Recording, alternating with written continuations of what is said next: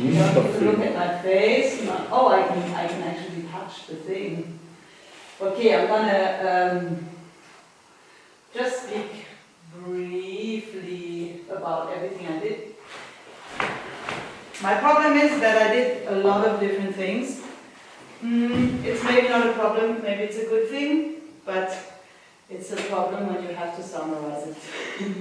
So when I'm speaking to my students, I'm always trying to not have too much of a monologue, but they got used to me speaking for an hour, and then we start discussions. I hope I will not speak for an hour, but I just want to give you a little bit of an idea of why I'm here, and what I see as one possible orientation, option, participatory invitation for everybody who is in this project to be with. And yeah, so I started as a professional musician. I was educated from a very young age by my incredible guitar teacher, who found out that I actually am a songwriter.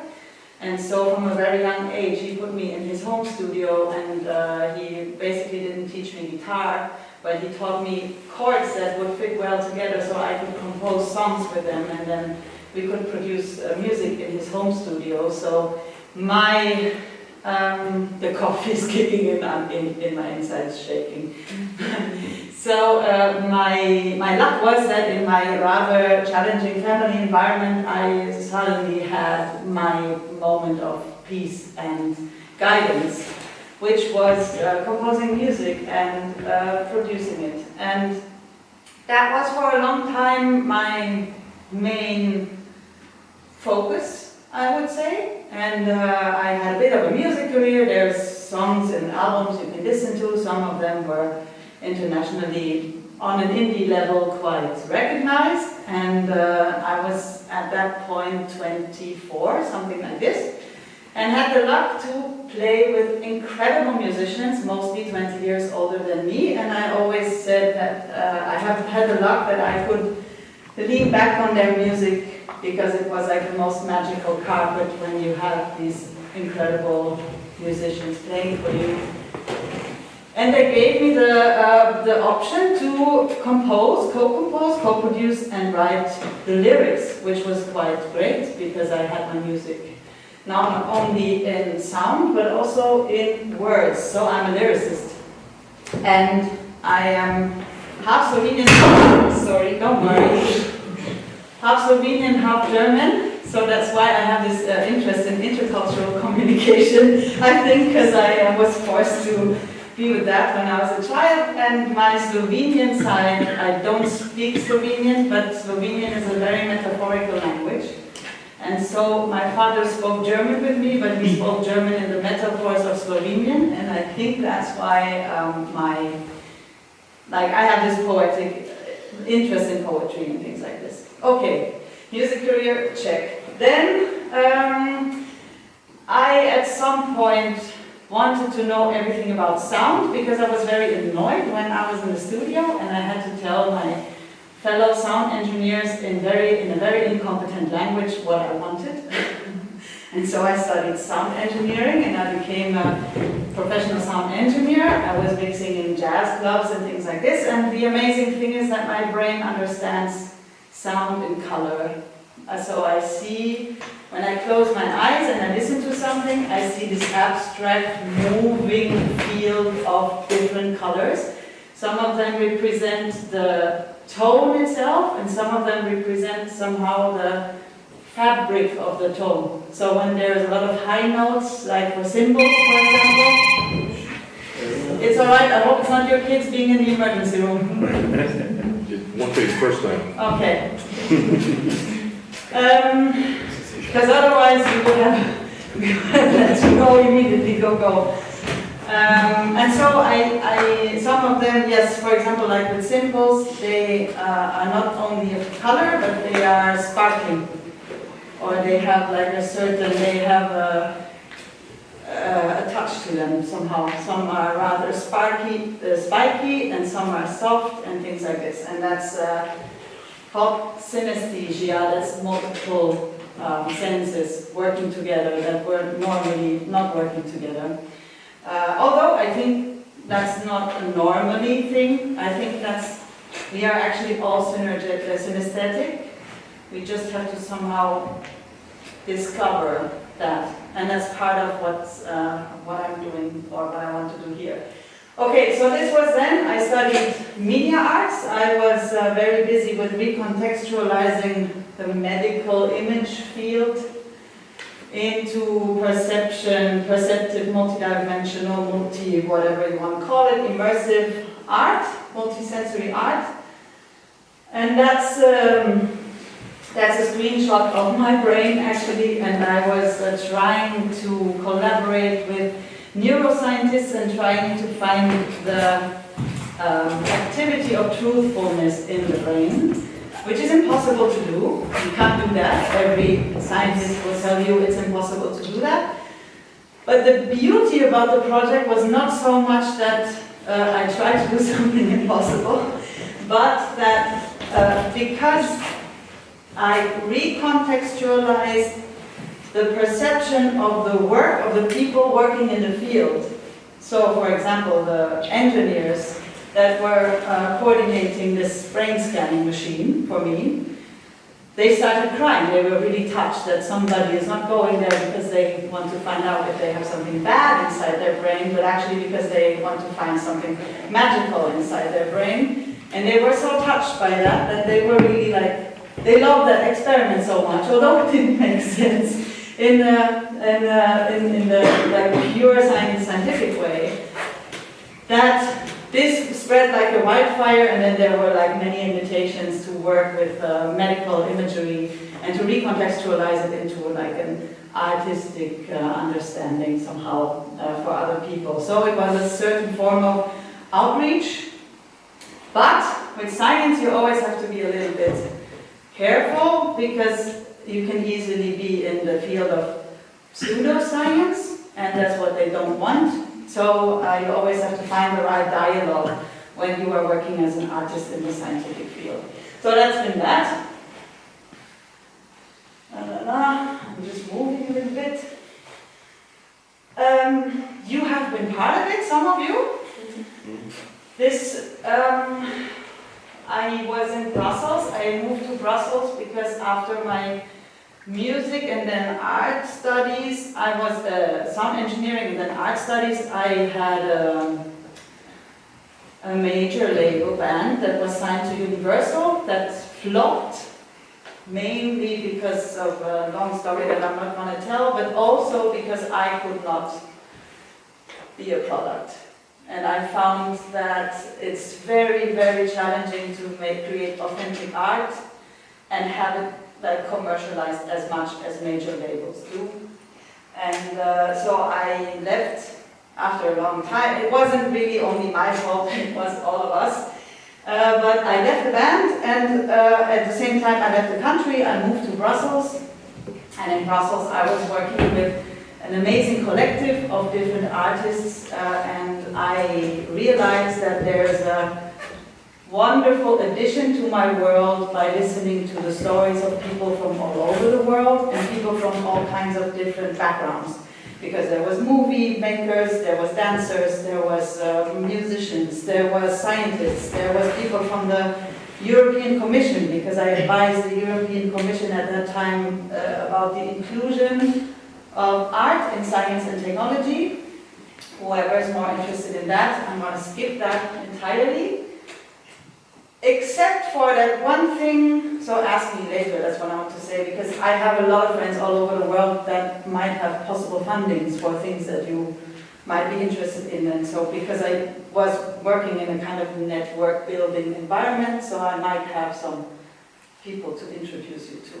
That's what I want to say basically. And the only thing that was very interesting about working in this environment, again, was that I found, I'm not only interested in speaking to different fields of artistic work, or let's say fields of work in general, or passion in general.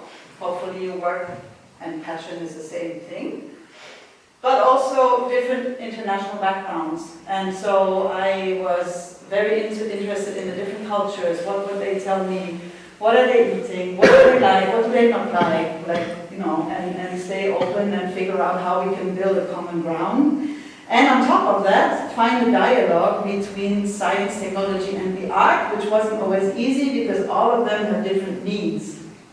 Science wants to find out something new, write reports and have them, or papers, and have them published in whatever kind of journals, because that's the kind of money recognition they have in the scientific field.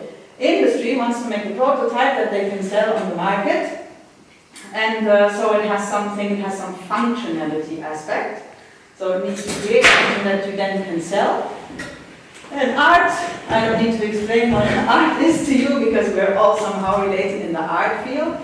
But we have that specific power of reinventing things and innovating things. And the idea of that whole EU Commission project was that art would help to create a safe space for all of the three to develop a dialogue or trialogue, actually, because it's three fields, and everybody would feel encouraged enough to explore the world of the other and commonly create something new. It sounds beautiful, it's sometimes very challenging because of the different interests, but this is why how my world, growing up in two cultures, skills kind of was handy because I understood different needs of different backgrounds. Like back in the days, my father came from socialism, Slovenia, and my mother grew up in West Germany, so there were a lot of discussions about different political systems already since I was a little child. And then there was my grandfather from Germany who was a former Nazi officer, so you can imagine. There was a lot of intercultural diplomacy that had to happen. And little Martine always wanted to be an astronaut. And that was like kind of the fulfillment of my interplanetary communication, because I had the incredible option to collaborate with this beautiful telescope that you all know a little bit about already. And we were invited to reflect sound, music, or instruments from the surface of the moon. And the little astronaut in me was jumping off anxiety and happiness. And I am super interested in not having things for myself, but sharing it with everybody else. So my focus is on participatory work. So what I did with this project is I traveled the world, basically for free.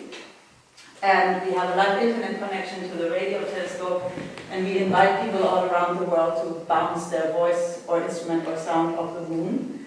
And that creates something that I love, which is a sort of making the inaccessible accessible, and making and transforming how far you can go, like finding your voice, communicating with the moon, listening to the echo. There were like a lot of international stars also part of that, but it was never about who are you. There was no status involved in this whole game. It was we are humans, and the moment we turn around and we look at Earth, we are Earthlings. And so that was really a very, very beautiful project. And it didn't matter the social background, it didn't matter the age, it doesn't matter where you come from. There is no VIP about this project, it's everybody's invited. Who wants to be part of it? So I'm making it quick. This is me doing crazy art things. This is me being in the Abbey Road studios. This is me being on BBC World News. And this is related to this,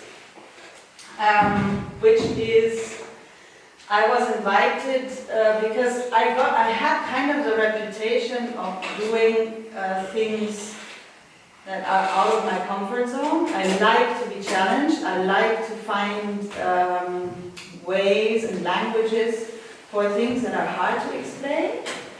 And so I was invited by a festival that is actually not only a festival, it's a kind of movement. It's called Euphonia. And they are all about sound science and sound art and sound exploration. And they invited me to a new sub-project, which is called Sub-Bar, SUB_bar. And it's about composing for hearing impaired humans, so basically the deaf community. And in the beginning, I was like, yes, cool, I have so many synthesizers, that's so easy. I'm just going to wobble around a little bit, and it's going to feel fantastic with sub-bass, and I'm going to blow their minds. And so I said yes, very euphorically, I said yes.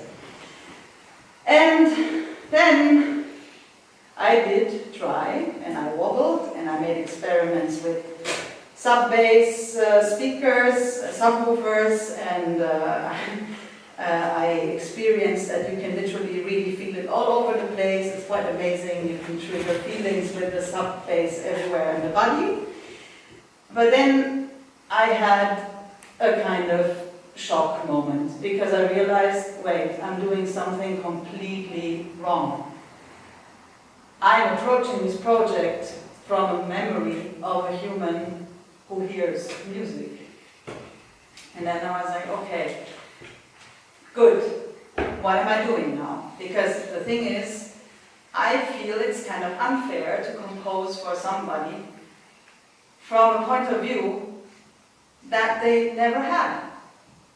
So I had a bit of a crisis. I was almost quitting the project. I bought this thing because it's translating, it's a backpack, you will be able to try it. It's translating sub-bass frequency into vibration, so you can actually feel the bass, because I couldn't compose at home. My neighbors would have killed me if I would have bought subwoofers for composition, so I bought this thing.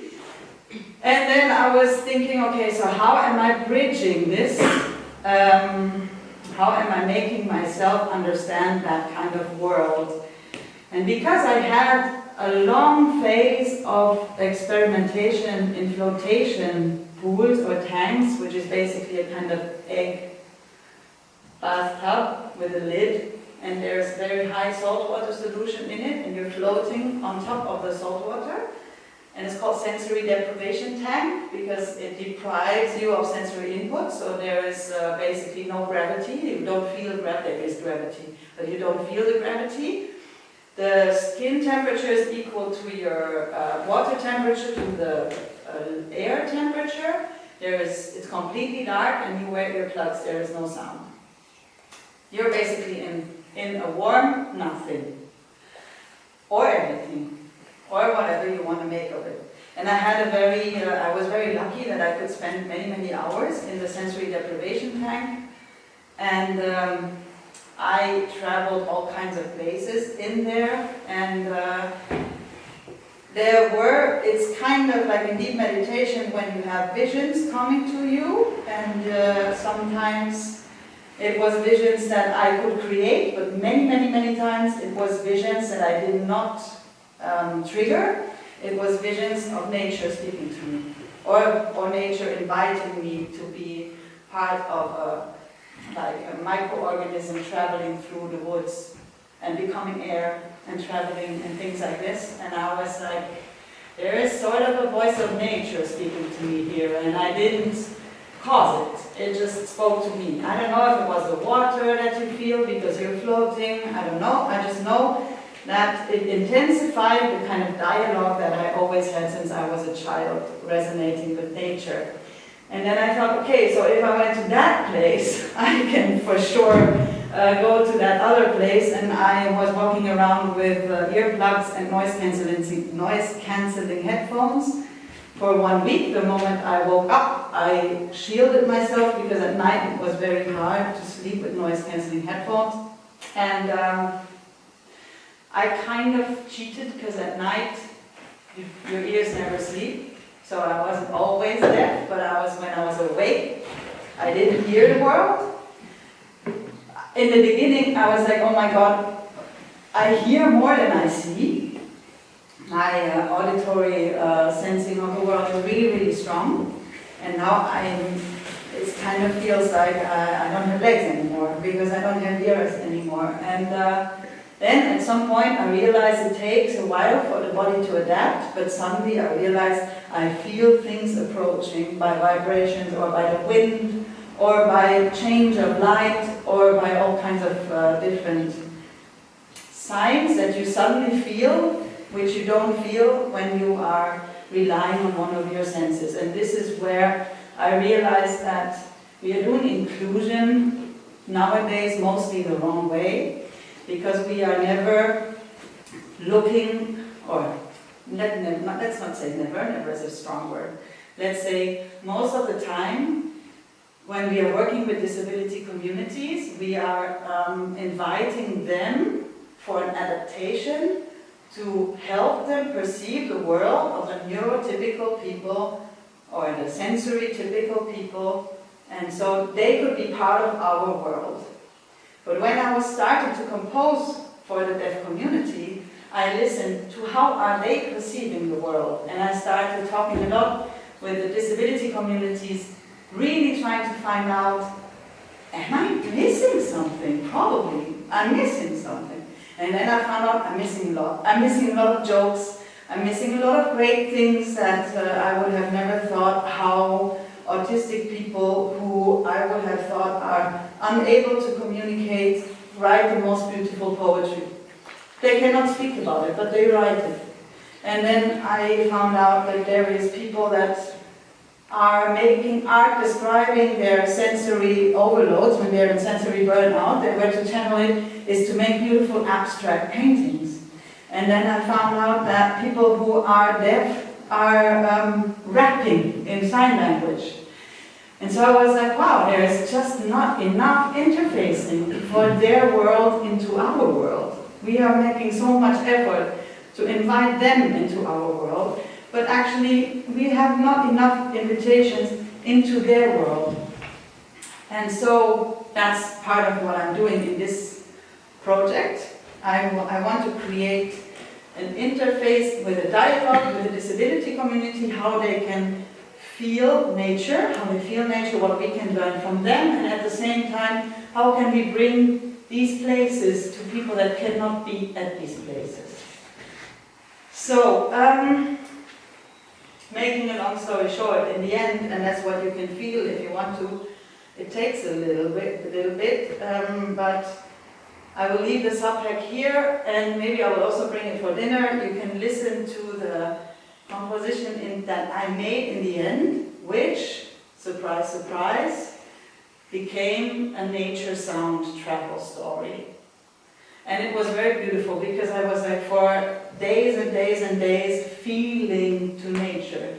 I wasn't listening to it, I was feeling to it. So I was YouTubing like crazy and asking people to send me things, and then I got seismographic recordings of earthquakes, and I got spiders who were tapping, and I got all of these kinds of things, and it became a kind of sound journey, sound walk journey. And I also got a little bit of Pythagoras in there, who was busy translating the movements of the planets into healing choirs. Back in the days, that's a guy that made also the triangle thingy and so on. The old Greek guy. And so that's basically what I want to do here. And as a part of that, I gave that a headline. And the headline is Unbecoming.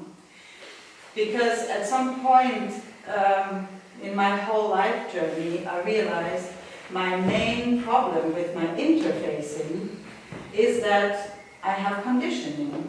And I have cultural conditioning, and I have trauma conditioning, and I have neurodiversity conditioning, I have a stigma, and I'm all the time kind of unsafe in this world, because I always feel like I don't have the right adapter to this world.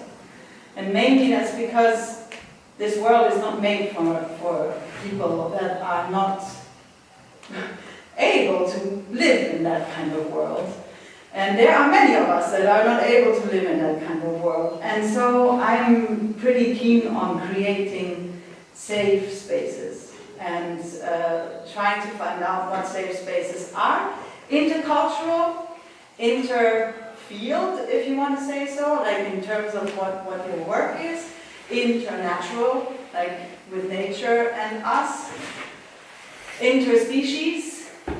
Because I think that these safe spaces are very, very important to have. That's practically the summary of all the work that I did so far with all the people that I met in this world, is that these safe spaces are the base of becoming kids again and having that like free exploration that is not somehow thinking, oh, but maybe I didn't play right. Oh, but maybe I said something wrong. Oh, but maybe I didn't fit. And so my work here is also about creating that safe space for each one of us.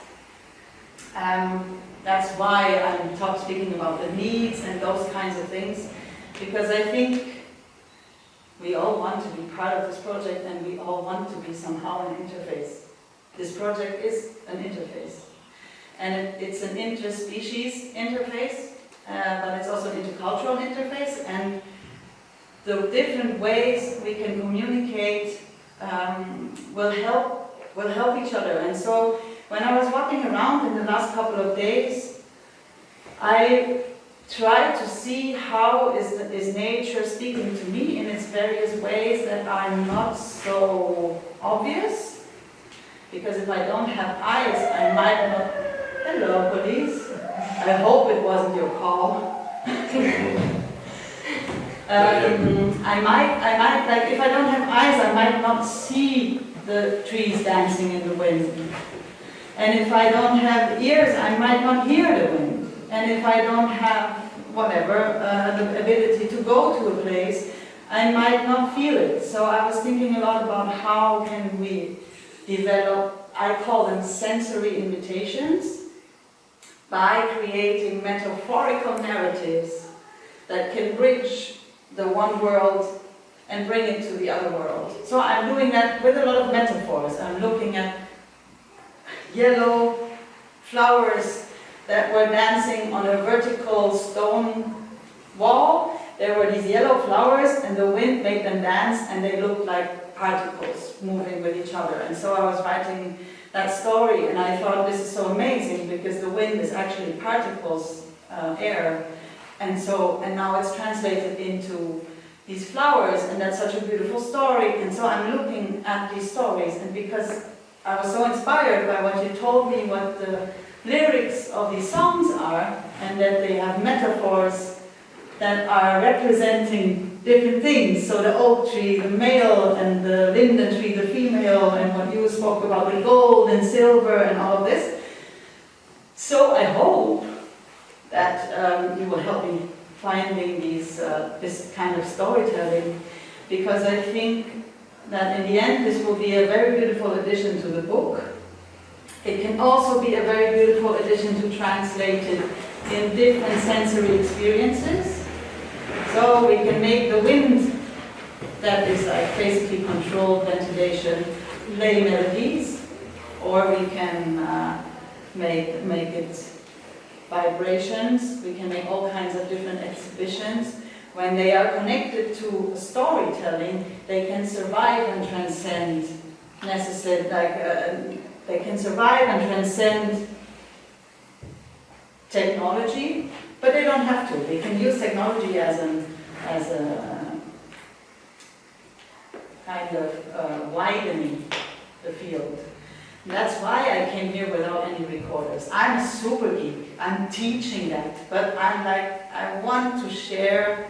I want to record with my body, and that's why whenever you are in nature in the future and you're thinking of me and you see like a flower dancing, or you see or you hear a bird making a funny move, please share. Please tell me about it because it's part of what I want to try, and it's part of how I want to have an impact in terms of that can be something that can be shared on the website, or that can be something that can be in the book, or even in the movie. And I think you are all great at that. So I can speak for another hour, but I think that's kind of rounding it up. I have like another 20 stories to tell, but I think we can also do that when we have dinner. Or do you want to hear more? I don't know, I can tell you more. Yes? Could you describe composing, the differences of composing, the way you understood that you need to do it differently, yeah. opposed to the regular... So what I did was, like, I gave myself the permission from time to time to listen in. I made, basically, I know that this guy here is working between 30 Hertz and 130 Hertz. So I made a low cut and high cut. And then I started listening to all kinds of different things. And I also did a little bit of research on who in this world is communicating via bass, or via things that make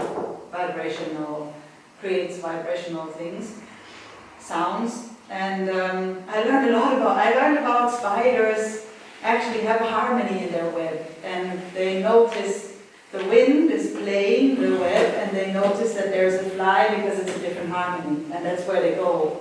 So I noticed there is so much vibration everywhere in nature, and there is also, like, trees, for example, we don't see it, but they are pumping, and they also have this rhythm of sound that you can then translate when you have contact microphones and things like this.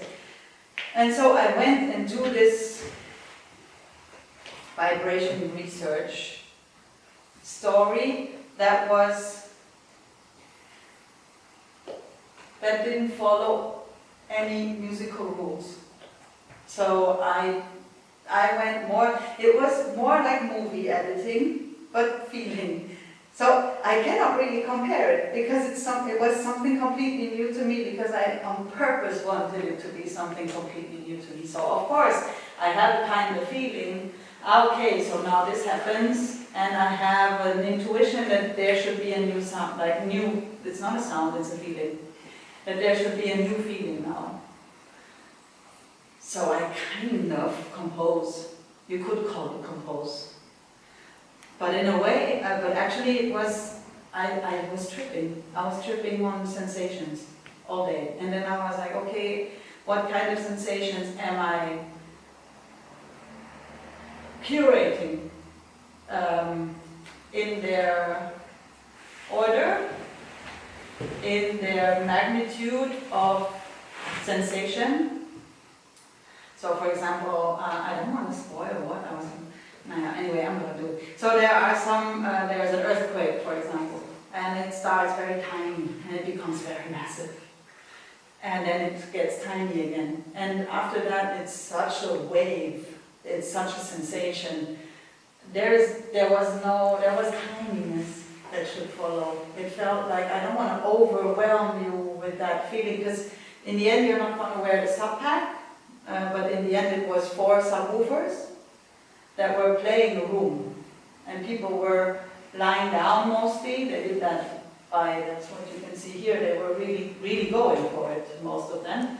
And it was hearing and non-hearing audience together. It was kind of bridging. And it did different things for everyone. So some people told me it felt like, at some points it felt like, especially cat purring, felt like a head massage. And then there was Pythagoras frequencies that felt like they are traveling around you. But it was different in every space. It was, I could never recreate the same set of experience, because sub-bass frequencies, they're very low, so they have very long wavelengths. So depending on how big the room is, you would have like peaks and you would have the opposite where you would almost feel nothing, and so you could also move through the room and feel different things. So it wasn't, that's the whole difference, is basically it's not, that you don't have directional frequencies, so they're all omnidirectional, meaning bass moves in every direction. You cannot tell a speaker to be only speaking to you. It's all around all the time. And it was kind of unpredictable what the result would be, because it would change every time there would be a different room. They were traveling. It's a festival, they're traveling. And so I went for what energy is resonating with me at what moment in this physical, like really physical experience, really tactile experience, which is different to mixing and having whatever kind of tools, compressor, whatever. I did try that. I did experiment with a lot of different effects, audio effects. But in the end I figured it will be the bass and it will travel and I will see what will happen to the people. And it's also a really interesting thing because it's me on purpose being naked. That's the whole unbecoming story. I try to become naked. It's very much close to what you said, but like having this very genuine conversation with the material, like in this case, material because it's a vibrating backpack or like sub-packs or nature. Unbecoming to me really means asking myself all the time, what if I weren't? What if I weren't a Western European German, raised in Germany? What if I weren't a female? What if I weren't whatever? What if I were just in the here and now without all of that, stripped, bare, naked? How would I perceive? And that's how I went, basically. I went for it. And that's also like what I tell everybody when they make moon echoes. Because most of the time people make moon echoes and they say, I want to sing Claire de Lune to the moon. And I was like, yeah, of course, you're at number 2025. You want to sing Claire de Lune to the moon, but actually maybe you have your own voice. You have your own particular dialogue you want to have. You have your own perception. You are unique. And in your uniqueness lies all the power, and there is no need to play a famous song. Or, like, we are so educated in all of our school system to be something. And I am trying to not to be all of that. I'm really trying to get back and understand intercultural communication really from the resonances we can have as energies that we are. Because once we are creating that safe space, there's so much joy. And there's so much, let's do this together, and yeah, let's find out.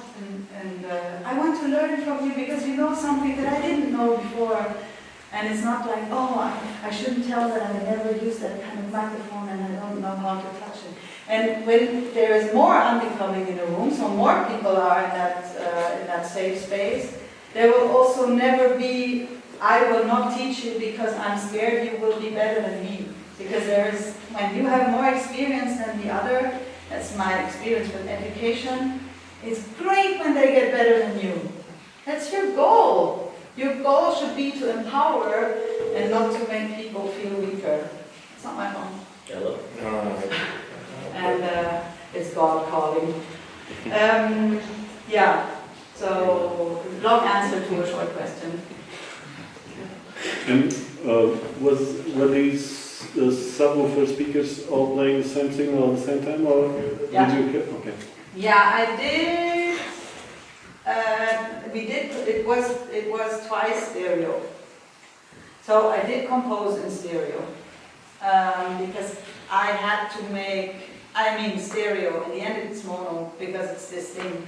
But I went for interferences because I did the Pythagoras thing, and he said so. In the whole Pythagoras story, it's the Earth. It's called the music of the spheres.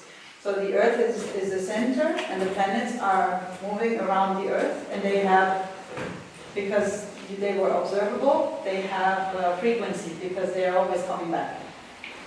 And then there is relationships in the frequencies, so Earth, Venus, Earth, Mars, Earth, something, but also Venus, Mars, Venus, whatever. And they are connected to a certain healing or a certain topic. And so they were singing in choirs, they were purposefully singing the interference. So one was singing the one note and the other one was singing the other note, and then you hear the interference pattern. And so I composed using these, so I had to use two frequencies that would modulate each other. In the end, you only feel the interference. You don't feel the different notes. So, but then again, they are omnidirectional. So stereo is not really stereo with omnidirectional. It's waves making things. But you can compose only with the subpack. I did, yes. I did compose with that, and then I went... Not listening to anything and composing only with the subpack. It's possible? Yeah. So yes, that's what I put the headphone here, so you can listen to the bass sound if you want to.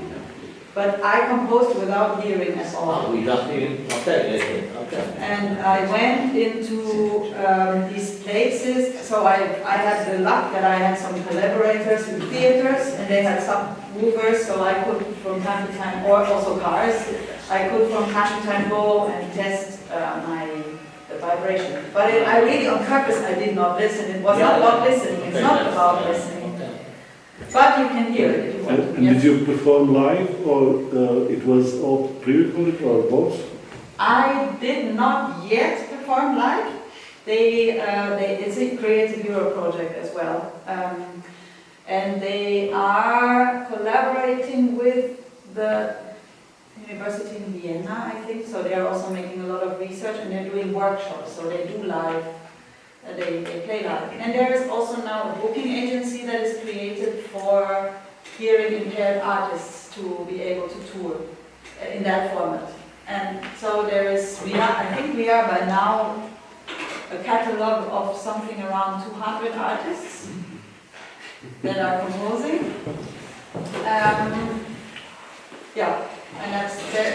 And I only have mine, I asked him for my piece. But you can get in touch with them, and then they maybe will provide us the other compositions to feel. And there is this amazing, I spoke about it at the lunch, so sorry for repeating. There's this amazing DJ, and he plays this really dark industrial electronic techno sound. And he has that. It looks a little bit like he would go into like a BDSM club, because he has this amazing mount of leather and metal that is holding one sub-pack in the front and one sub-pack in the back, and he's practically a DJ. So he's DJing for hearing and non-hearing humans. It's very nice. And so to give these people a platform, that's what I mean with we might be missing out, because he's a hell of a DJ. I heard him, I felt him play. Because that's also what I did. I corrected my language a lot, many times. So I said I felt instead of I heard, and I said I perceive instead of I see. Yeah, because I remember when a PA, D&B audio technology, I don't know if you know, the PA, it was Seri J, and they had an infra. Yeah. And then I went to a showcase, and they really, not high, not medium, just not low, just the infra. And I remember that I can give nothing but fucking up. Yeah. Yeah. It's nice. It is really, this exists. Yeah. It was 15 years ago. Yeah. So yeah. I believe it's gives us something, and I work with that info. So it's just, I remember that experience. Yeah. So the last thing I can, maybe that's the reason why I now went to Mauritius, because basically I'm researching on how I can help translating dolphin and whale communication into feeling all of the range we cannot hear. And so that's also what I'm doing now. I'm trying to build a neoprene suit where you have vibrators and you can feel, because they do a lot more than we actually hear when we are hearing dolphins and whales, because whales can communicate very, very low and very, very high. They speak 7 times as much as we in the same time, because they use multiple layers of communications. And we have to somehow, I'm trying to bring the ocean to places where there is no ocean, because I think we can only protect things when we make them our own.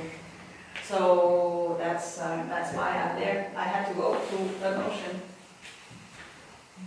Yeah, no, that was something else. No, just okay. about the ocean, yeah. Yeah.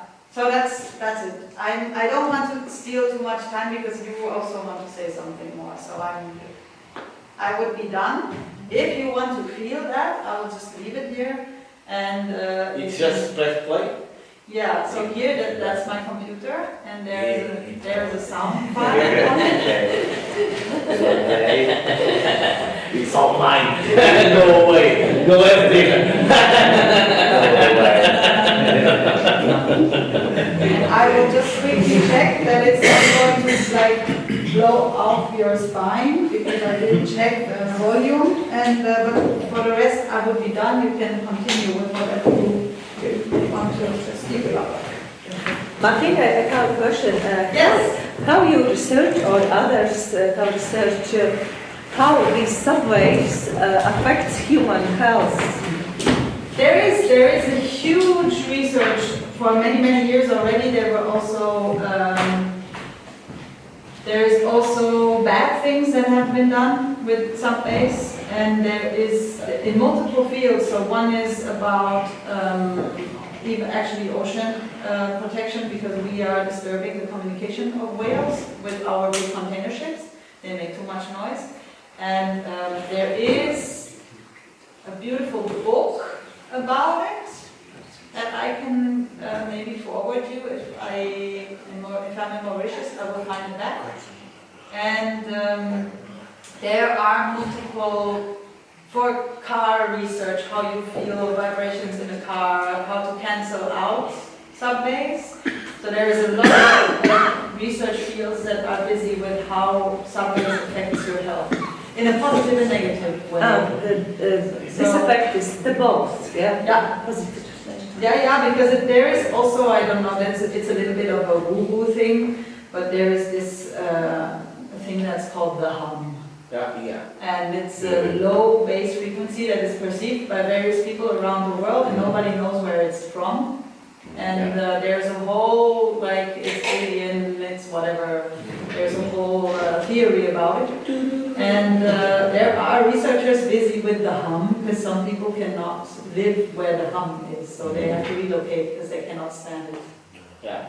So, yeah. And nobody knows where. Maybe it's the Earth itself. It's seismographic information. We don't know. Yeah.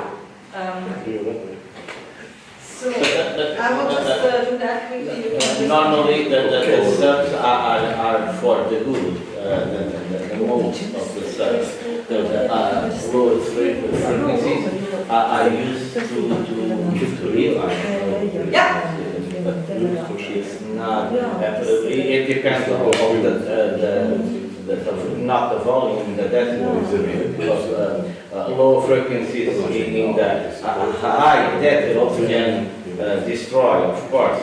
They are in the earthquake, not from the I believe many years ago this was not from the movement of the earth, but the sound. The earthquake has a low frequency, and if the decibels are very high, so we can crash this table. Yeah. Yeah. Another quick question. Yeah. About the subpart, is it monophonic or polyphonic sounds In what it in your is compositions? in the end, the composition is in the end only played on this and on the speakers. So in the end, I made a stereo mix, but you do feel it here. You feel it in different vibrators. So it's 3 vibrators that are vibrating. It's 3, but there are not 3 different notes? No. Or, it's only one note? It's a frequency, it's a spectrum kind of, depending on, I Specific made a low cut and a high cut, and what I want to do with this project is I want to transpose basically pitch shift. Right. Our recordings into the vibrational spectrum of the subpack for testing, and then use smaller transducers, like multiple transducers. Sorry, I'm vibrating at the same time. Multiple transducers to translate basically what we are recording into feeling vibration. So You can, there is no harmonics, it's just one frequency. Just one frequency? Well, it's a modulating frequency. You are playing, you are hitting 35 hertz, there's no 17 hertz, the harmonics, it doesn't exist, the octave doesn't you are exist. thinking too much in sound. Basically. No, yes, but it's innocent. So what it does, I think, Yeah, there is that's this right. thing, and in this thing is a frequency splitter. Oh, okay. So it bridges. Something happened, I don't know what, so I quickly have to check why. No, okay. So it splits the frequencies, it analyzes. Now I'm vibrating, that's the earthquake that you are now hearing in my voice, for example. I'm just going to continue speaking because it's a very nice experience. I didn't do that before. I can even make it harder, and my voice will vibrate more. I should have talk like this all the time. So it's really funny. It feels very fun. So it has a frequency splitter, and it analyzes the incoming frequencies, and based on the percentage in the interval between 30 and 130, it just distributes to the 3 transducers in the back. And then sometimes, and that's what I did purposefully, the higher notes are more up.